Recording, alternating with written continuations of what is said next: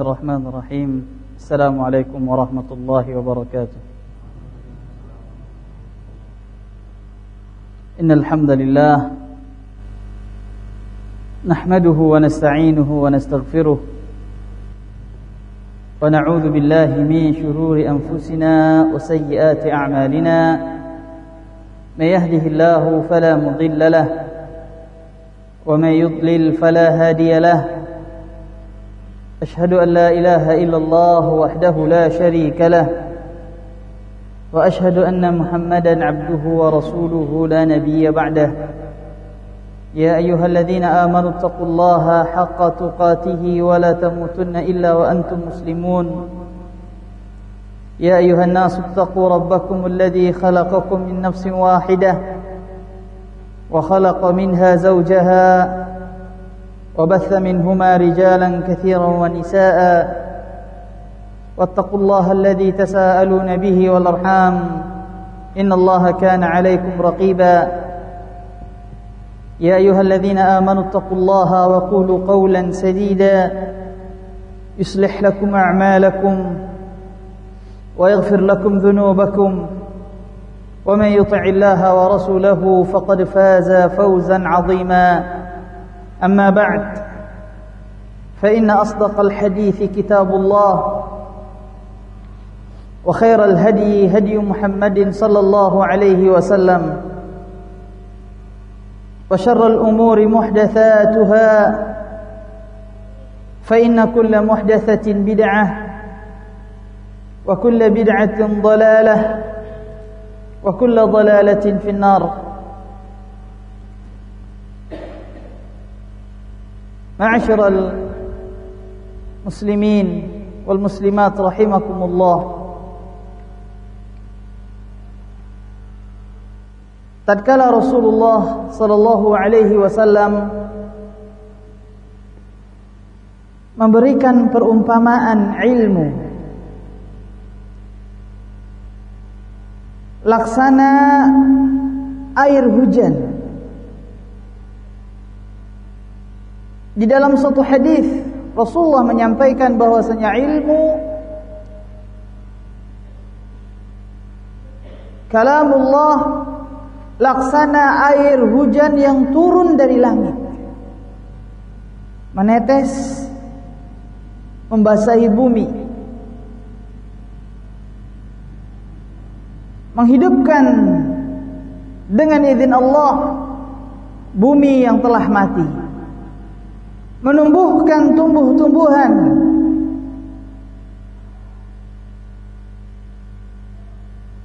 itulah perumpamaan ilmu sebagaimana yang diterangkan oleh Rasulullah sallallahu alaihi wasallam dalam hadis yang sahih. Dan ilmu selalu bermanfaat apabila yang menyambut ilmu itu orang yang bisa memanfaatkan ilmu. Lanjutan hadis tersebut, Rasulullah memberikan keterangan tatkala ilmu seperti air hujan dan dia menetes di atas permukaan bumi, di atas tanah. Kemudian Rasulullah memberikan perumpamaan macam-macam tanah. Tanah yang menyambut air hujan itulah bentuk daripada manusia-manusia yang menerima ilmu.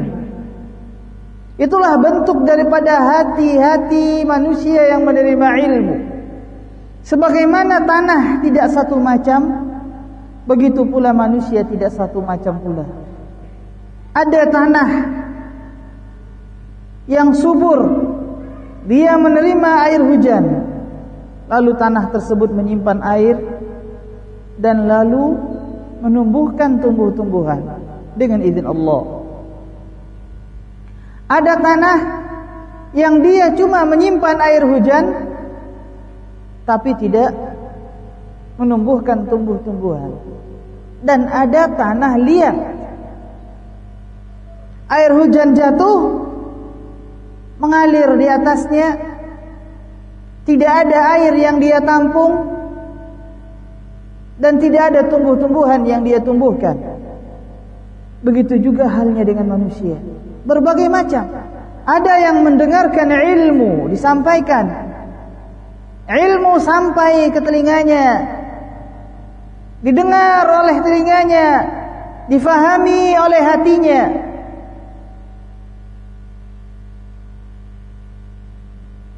Tapi kadang ilmu tersebut cuma dia fahami, tapi dia tidak bisa menyampaikan kepada orang lain. Ada tipe kita seperti ini. Laksana tanah yang menerima air hujan, tapi tidak bisa menumbuhkan tumbuh-tumbuhan. Allahu Akbar. Berarti kita tipe tanah yang kurang bagus, tipe tanah yang kurang baik. Datang ke majelis ilmu cuma faham dan tidak bisa menyampaikan, tidak bisa mendakwahkan, walaupun kadang dia bisa mengamalkannya. Dan ini kurang baik. Bahkan ada yang lebih jelek daripada ini, itu tanah liat. Menerima air hujan, kemudian membuangnya. Tidak ada air yang menempel masuk ke dalam tubuhnya, dan tidak pula ada tumbuh-tumbuhan yang bisa dia tumbuhkan. Laksana seorang hamba yang mendengarkan ilmu, ilmu tersebut dia terima, masuk telinga kanan, keluar lagi dari telinga kanan. Mental ilmunya. Tidak melahirkan amalan dan tidak melahirkan dakwah. Tidak melahirkan amalan dan tidak melahirkan seruan dakwah. Dan ada ilmu yang diterima oleh tanah, ada ilmu yang diterima oleh manusia yang baik, hati yang baik, ibarat air hujan yang diterima oleh tanah yang baik. Air disimpan, kemudian dia menghasilkan tumbuh-tumbuhan. Inilah macam-macam tanah, dan ini pula lah macam-macam tipe manusia. Inilah macam-macam tipe hati kita. Di jenis manakah kita berada? Di jenis manakah kita berada, ma'asyiral muslimin? Makanya Allah Subhanahu wa taala terangkan bagaimana tipe penerima ilmu yang baik, bagaimana bentuk seorang penuntut ilmu yang baik, bagaimana bentuk orang yang menerima ilmu yang baik. Kata Allah Subhanahu wa taala di dalam surat Az-Zumar,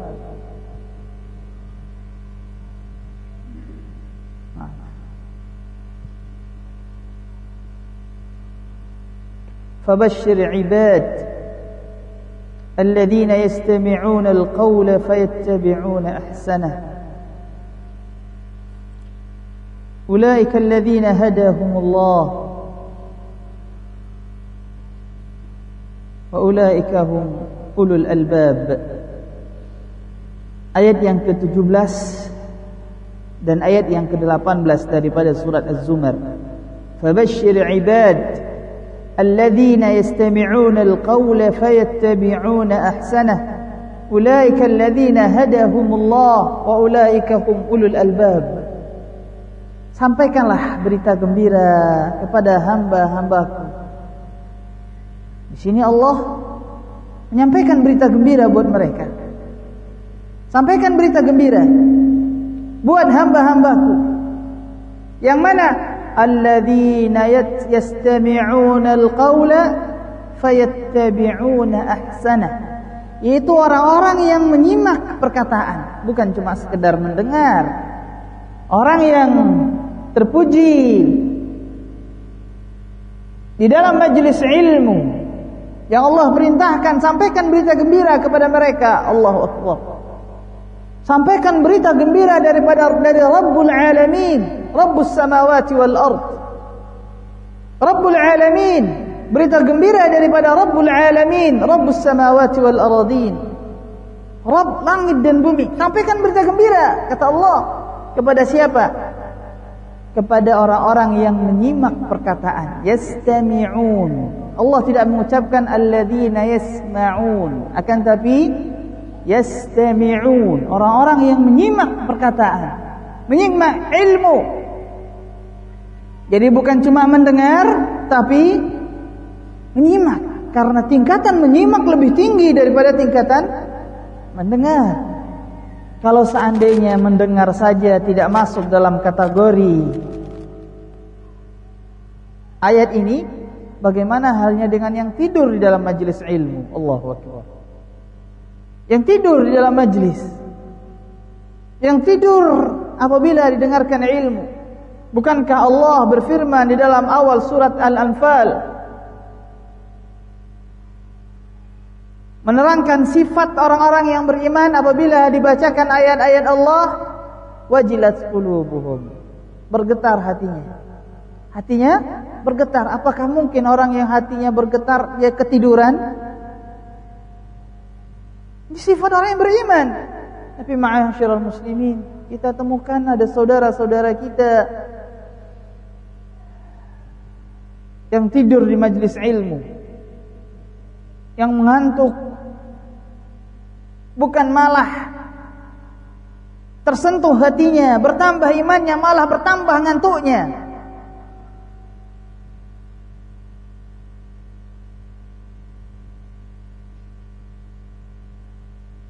Na'udzubillah, thumma na'udzubillah. Alladzina yastami'una al-qawla, yaitu yang baik, penuntut ilmu yang baik, penerima ilmu yang baik, pendengar ilmu yang baik, yaitu alladzina yastami'una al-qawla, orang yang mendengar, menyimak perkataan.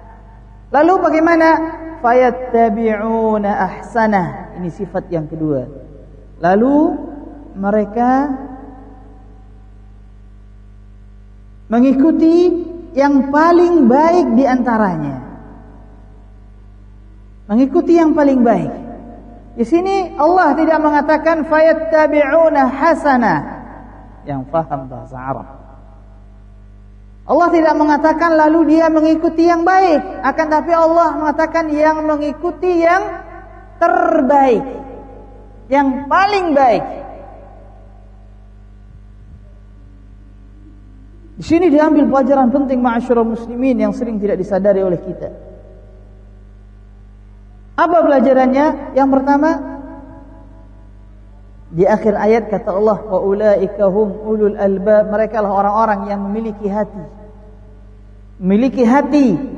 Jadi orang yang memiliki hati adalah orang yang memilih yang terbaik dari dua yang baik.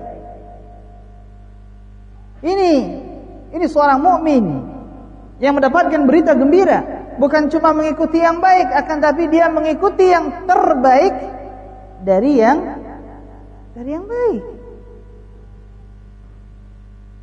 Makanya kata para ulama, seorang yang berakal adalah dia yang mengikuti yang terbaik dari yang baik. Bukan cuma bisa mengikuti yang baik dari yang buruk, tapi yang mengikuti yang terbaik daripada yang baik. Pelajaran yang diambil. Pelajaran yang diambil juga dari firman Allah, fayattabi'una ahsanah, dan mengikuti yang terbaik, menunjukkan bahwasanya tidak ada seorang pun manusia yang sempurna. Tidak ada seorang pun yang sempurna, termasuk yang menyampaikan ilmu.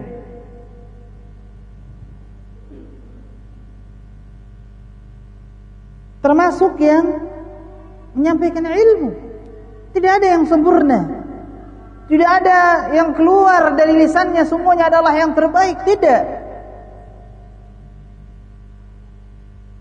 Akan tapi permasalahan ini adalah permasalahan guru yang menyampaikan ilmu. Dan sebagai seorang penuntut ilmu, dia diperintahkan untuk mengambil yang terbaik.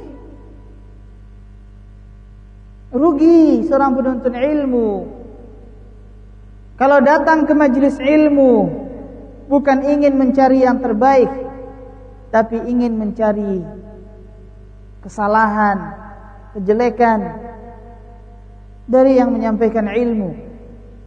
Ini adalah langkah yang salah. Dan kita tidak diperintahkan datang ke majelis ilmu untuk mencari-cari kesalahan. tapi datang ke majlis ilmu untuk yastami'una al-qawla, menyimak perkataan lalu mengikuti yang terbaik. Apabila seseorang mencari ilmu, atau katakanlah apabila kita ingin mendapatkan ilmu dari seseorang yang tidak ada salah, maka kita tidak akan pernah mendapatkan ilmu ini selama-lamanya. Ingin mendapatkan ilmu dari seseorang yang tidak memiliki kesalahan, maka dia tidak akan mendapatkan ilmu. Karena salah adalah sifatnya manusia. Bukankah Rasulullah bersabda, kullu bani Adam khata'? Setiap anak Adam adalah orang yang memiliki banyak kesalahan. Khata', sighat mubalaghah, memiliki banyak kesalahan.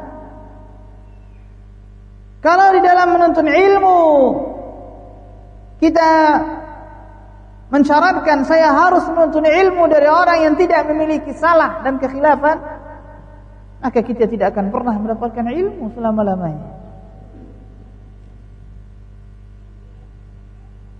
Bahkan Rasulullah sallallahu alaihi wasallam juga pernah jatuh dalam kesalahan. Bedanya Rasul dengan kita, Rasulullah jatuh dalam kesalahan, beliau ditegur oleh Allah dan beliau taubat, dan kita tidak ada teguran sebagaimana teguran kepada Rasulullah sallallahu alaihi wasallam.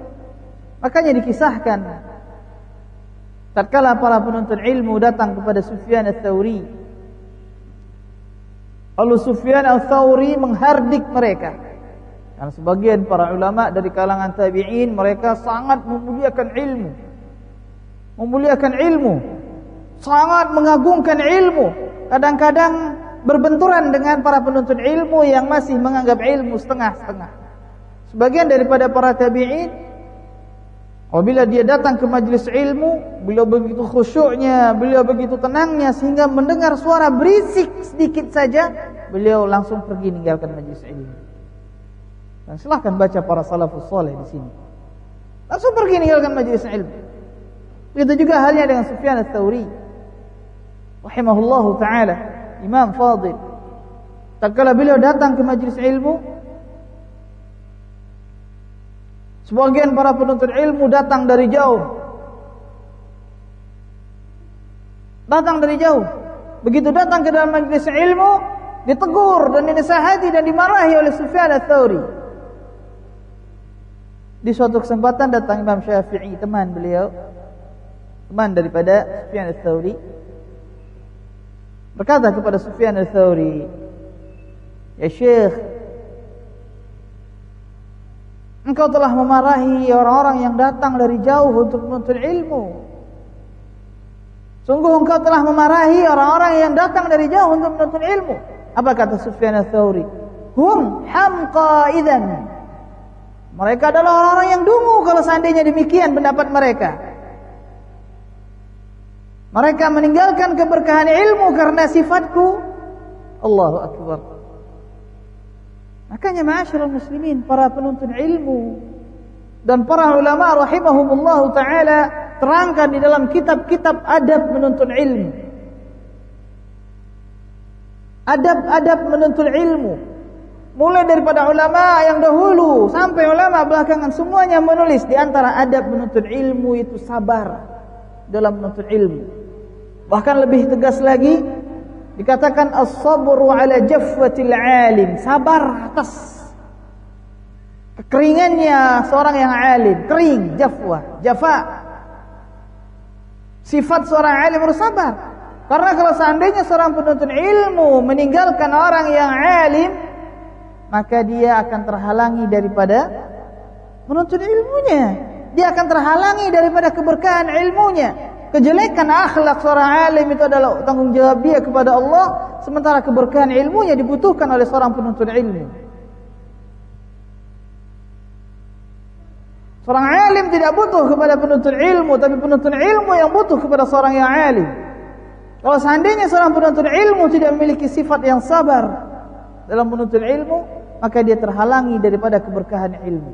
Manusia apabila terhalangi daripada keberkahan ilmu, apa yang terjadi? Apa yang terjadi ma'asyiral muslimin? Dan bukankah seluruh kemaksiatan di atas permukaan bumi ini di antara sebab terbesarnya adalah karena kurangnya ilmu? Apalagi kalau seandainya seorang hamba jauh daripada majlis ilmu, jauh daripada berkumpul dengan ahli ilmu, jauh berkumpul daripada para penuntut ilmu. Apa yang terjadi? Makin lama dia makin diseret oleh syaitan, diseret oleh syaitan, dan ini terbukti ma'asyiral muslimin wal muslimat. Tatkala salah seorang para penuntut ilmu menjauhi majlis ilmu karena sebab apapun juga, dia jauh dari majlis ilmu, jauh dari ahli ilmu, bahkan jauh daripada penuntut ilmu, mulailah dia kendor, mulai luntur. Sunnah-sunnah Nabi yang dahulu dia pegang, mulai dia lepaskan satu persatu. Dilepaskan. Apabila sunnah sudah lepas, maka apa yang akan masuk? Apa yang masuk? Bid'ah. Bid'ah. Karena lawan sunnah adalah bid'ah. Makanya orang yang paling lemah memegang sunnah, maka dia adalah yang paling dekat kepada bid'ah. Mulailah ikut acara-acara bid'ah satu persatu, hingga akhirnya dia berubah menjadi ahlul bid'ah wal iyad billah. Dan benarlah Rasulullah sallallahu alaihi wasallam yang telah bersabda bahwasanya asy-syaitanu ma'al itsnain wa minal wahidi ab'ad. Sungguhnya syaitan bersama yang dua orang. Maaf, asy-syaitanu ma'al wahid wa minal itsnaini ab'ad. Sungguhnya syaitan bersama dengan yang satu orang, dan dari yang dua orang lebih jauh, kata Rasulullah SAW. Jadi syaitan itu makin dekat kepada orang yang makin menyendiri. Menyendiri dari apa? Menyendiri daripada orang-orang musuh-musuhnya syaitan. Makin jauh dia daripada orang-orang yang berpegang teguh dengan sunnah, maka dia makin dekat kepada syaitan. Makanya Rasulullah memberikan perumpamaan. Manusia yang gampang digoda oleh syaitan laksana seekor anak kambing yang terpisah yang ditangkap oleh serigala. Kata Rasulullah, fa inna asy-syaitana ya'kulu kama ya'kulu adh-dhi'bul ghanam al-qasiyah. Sungguhnya syaitan memangsa sebagaimana serigala memangsa kambing yang terpisah. Allahu akbar. Ini hadis subhanallah azim, besar sekali. Pentingnya seseorang untuk menuntut ilmu, pentingnya seseorang untuk bersama dengan ahli ilmu, dan pentingnya seseorang untuk bersama dengan para penuntut ilmu. Makanya kata Allah, ya ayyuhalladzina amanu taqullaha wa kunu ma'as shadiqin. Wahai orang-orang yang beriman, bertakwalah kepada Allah dan bersamalah kamu dengan orang-orang yang benar. Perintah setelah takwa bersama dengan orang-orang yang benar. Dalam ayat yang lain Allah berfirman, "Wala wasbir nafsaka ma'al ladzina yad'una rabbahum bil ghadati wal wasbir nafsaka ma'al ladzina yad'una rabbahum bil ghadati wal 'ashiyyi yuriduna wajha wa la ta'du 'aynaka 'anhum turidu zinatal hayatid dunya." Sabarkanlah dirimu. Sabarkanlah dirimu bersama orang-orang yang berdoa kepada Rabbnya di saat pagi dan di saat petang. Dan jangan matamu melampaui mereka, mencari yang lain karena mengharapkan perhiasan dunia. Ma'asyiral muslimin wal muslimat. Kemudian kita lanjutkan dari surat Az-Zumar tersebut. Ulaika alladziina hadahumullah wa ulaika hum ulul albab. Merekalah orang-orang yang mendapatkan petunjuk dari Allah, dan merekalah orang-orang yang memiliki hati. Wa ulaika hum ulul albab. Kesimpulan ma'asyiral muslimin, bahwasanya Allah memberikan perumpamaan ilmu laksana air hujan. Rasulullah memberikan perumpamaan ilmu laksana air hujan, dan manusia yang menerima ilmu laksana tanah yang menerima air hujan. Ada tanah yang liat menerima air, tapi tidak ada yang membekas pada dirinya, tidak ada manfaat yang dia lahirkan. Ada air, ada tanah yang menerima air hujan, coba diserapnya, tapi tidak melahirkan tumbuh-tumbuhan. Ini perumpamaan seseorang yang mendapatkan ilmu, dia terima, dia fahami, tapi dia tidak bisa menyampaikannya. Cuma buat dirinya sendiri. Dan yang ketiga, ada yang menerima ilmu, memahaminya, mengamalkannya, kemudian menyampaikannya. Di manakah kita berada pada saat sekarang ini? Kemudian kita juga telah menyampaikan firman Allah Subhanahu wa taala, perumpamaan Allah menerangkan manusia yang terbaik dalam mensikapi ilmu, yang mendapatkan berita gembira dari Allah, itu seorang hamba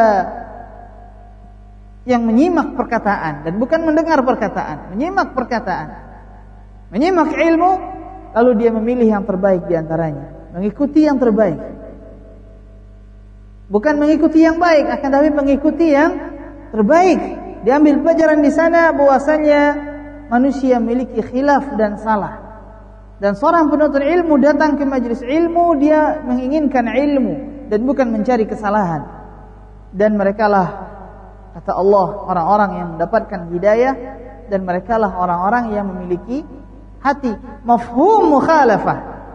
Pemahaman sebaliknya, apabila ada seorang talibul ilmi datang ke majelis ilmu bukan dengan sifat ini, bukan dengan sifat yastami'una al-qawla fayattabi'una ahsana, maka mereka bukanlah orang yang mendapatkan petunjuk, dan mereka bukanlah orang-orang yang memiliki hati, wal iyadu billah, na'udzubillah. Baiklah ma'asyiral muslimin wal muslimat rahimakumullah, kita masuki kajian kita Al-Firqatun Najiyah.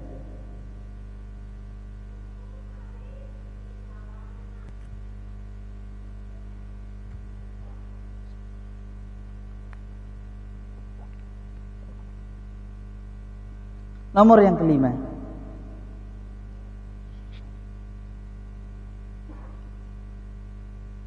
Wa 'an Ibnu Mas'ud radhiyallahu anhu qala khatta lana Rasulullah sallallahu alaihi wasallam khattan biyadihi